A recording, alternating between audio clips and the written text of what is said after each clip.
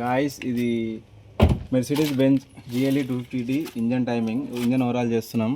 ఇది crank shaft position. ఇది first piston టాప్లో ఉండాలి. ఇది ఇక్కడ సెంటర్లో దీనికి స్ట్రేట్ ఉండాలి. ఈ రెండు ఐడ్లర్ పుల్లీలు, ఈ రెండు బ్యాలెన్సర్ షాఫ్ట్. ఇవి దీనిలోకేమో టైమింగ్ ఉంటుంది, కింద సంపు లోపల వస్తుంది.